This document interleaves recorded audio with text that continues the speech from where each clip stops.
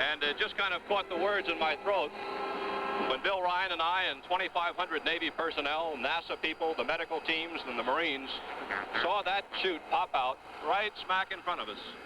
You'd have to be here to believe it. And in time, I'm sure, through film, news, television, and the like, movies, movie tone reels, and the like, you'll see it.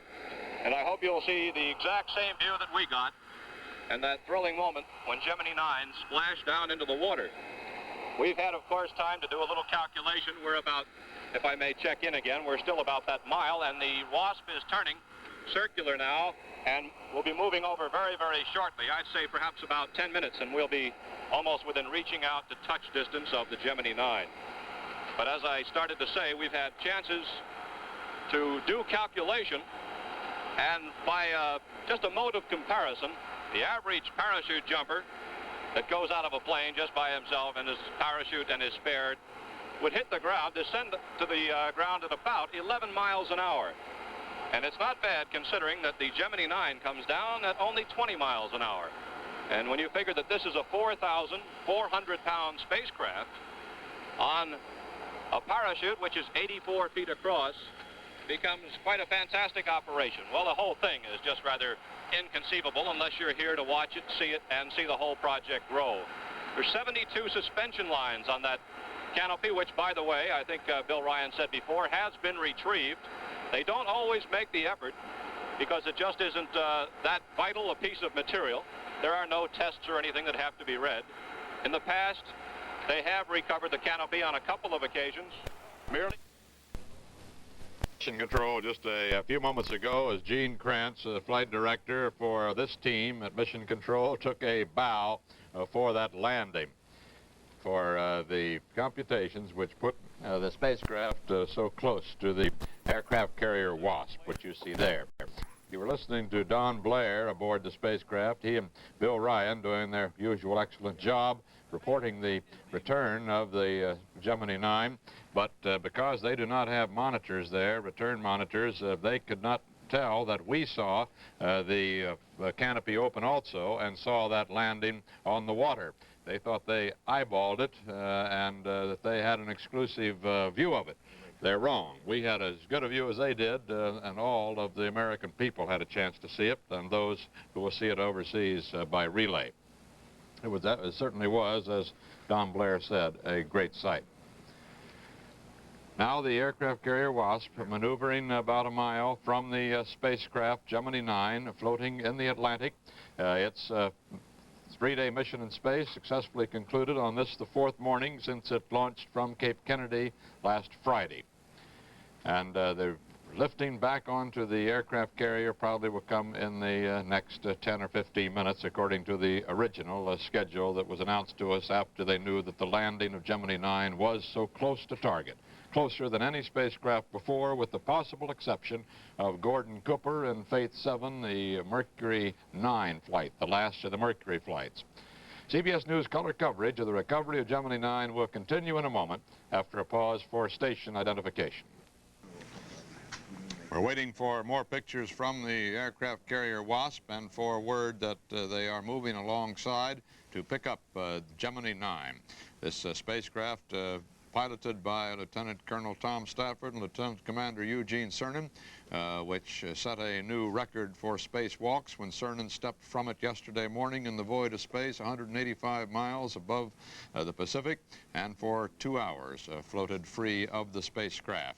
Well, that's not quite true. Part of that time he was back there in the adapter, not really free of the spacecraft, not inside it, outside, standing in the back of the spacecraft, trying through that fogged shield, that face shield of his, to don his astronaut maneuvering unit, the big backpack with which he had hoped to really, in a sense, become a one-man spaceship, truly independent of the spacecraft he had left that had boosted him into space.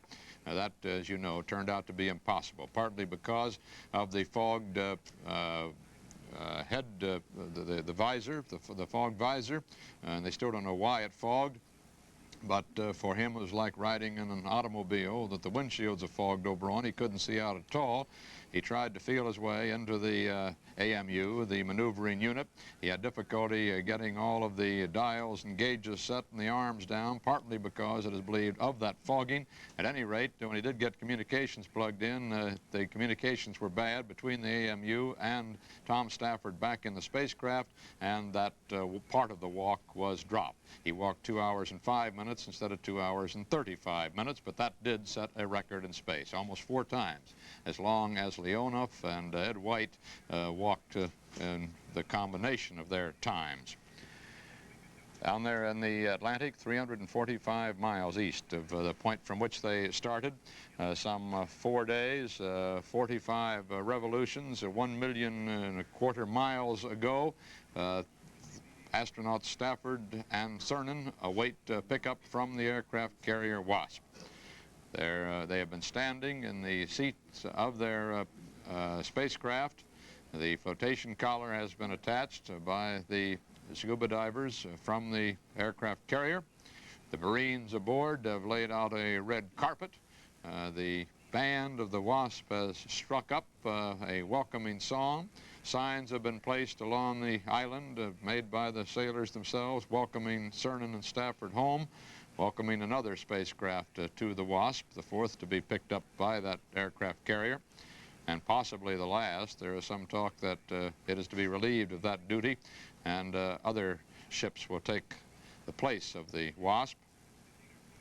While, on the other hand, NASA begins to study further the possibility of land landings for our spacecraft. The Russians, as you know, come down on land, and they're studying the possibility of coming down in the ocean. So both of us apparently would like to improve whatever technique we've got. It seems doubtful that much improvement could come after a flight like this, however. The next big improvement will be to improve the lifting factor of the spacecraft. And lifting bodies are being worked on to bring our men back from manned space stations and from interplanetary travel. Lifting bodies, no wings, but the bodies themselves of the spacecraft so formed that they'll have more of a lift even than do these Geminis, which isn't very much.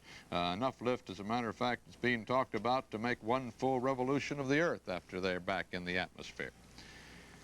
We have lost the downrange picture for a moment from the aircraft carrier Wasp. We're hoping to get it back at any moment, and as soon as we do, of course, we will be showing it to you. We got remarkable pictures from our cameras on the Wasp with the signal being relayed to the early bird satellite and back to us here.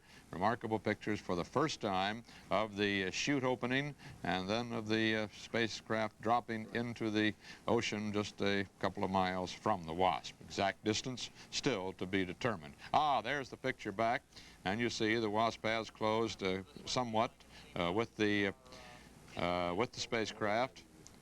Moving over. There we can pick up the voice of Don Blair reporting from the Wasp. Affixed to the spacecraft and permitting it to ride very well, very comfortably, and somewhat high in the water. Of course, the hatches are open, and it is quite desirable, to say the least, to keep the spacecraft reasonably high in the water so that water won't get inside. Not merely for the sake of keeping it clean and neat and keeping water out so that it won't be lost now, but also for the great amount of research that the spacecraft itself will be subject to, as will many of the items which are still inside it. From the position you and I have now done on the hangar deck, even if we could get past the security people out to the far edge of the elevator, I sincerely wonder whether or not we'd be able to see the spacecraft. It apparently is in close to the bow now and would be blocked from our vision, but very, very shortly it should be quite close to this elevator, and the maneuver will begin. Line drop down, affixed to the spacecraft, and heavier lines passed until finally the good strong one, which will be on the big boom, and the spacecraft will be lifted aboard. I might mention, Bill, that we're only a few yards now as far as the spacecraft is concerned away from the point where a line will be fired to the Frogmen. And it's much the same manner that the Navy deploys lines and then continuing heavier lines to for high lines from ship to ship or for refueling. They start with a very, very light line. It will look like the kind of twine you might keep around the house. It'll be a red string, which will be fired out, and Denny Bowman or one of his comrades will grab it. From there, he'll be pulling it down, and he'll find himself with a larger piece of rope. And from there, that larger piece of rope will be the one which will pull them right under the hook of the crane. And, of course, this crane is capable of lifting aircraft out of the water, so a 4,400-pound spacecraft will present no great problem. By the way, one of the reasons why Gemini 9 and other similar spacecraft float in the manner they do, they take on water, and about 2,000 pounds of water, well, let's face it, about a ton of water added to that 4,400-pound spacecraft is hauled under the waterline, and it gives it a stability and an ability to at least stay topside as far as those two hatches are concerned. Although it has been said, and rightly so, that for all its ability to maneuver in outer space and its configuration, which can resist the tremendous heat of re-entry, no one could have built a better craft for possibly bobbing around and getting seasick than that spacecraft, Gemini 9. Bill? John, I'm going to take off these headphones and use this cupcake-like microphone we have to talk to Dr. Carpentier. Doctor, can you give us any word from the spacecraft, from the astronauts? Yes, as you well, we saw them land. We were just a few hundred yards away. The swimmers were in the water almost immediately. And just seemed like no time at all. The hatches were open. Got a thumbs up from both astronauts. They both looked great. Did you have any conversation with them? Were you able to talk to them or relay it through Bowman? No, just through hand signals. And did you have any talk with Bowman at all, or was it all through hand signals? All hand signals. Could you tell us again about watching that spacecraft come down, Doctor? Well, it was a pretty magnificent sight. We were just, as I say, a few hundred yards away, and we were right on top of them in seconds. You were working at what altitude? Roughly. No idea. Not much, huh? No. But you were able to watch it all the way down? Yeah, as soon as it came out of the clouds. How much of a splash? Not much. Surprisingly little.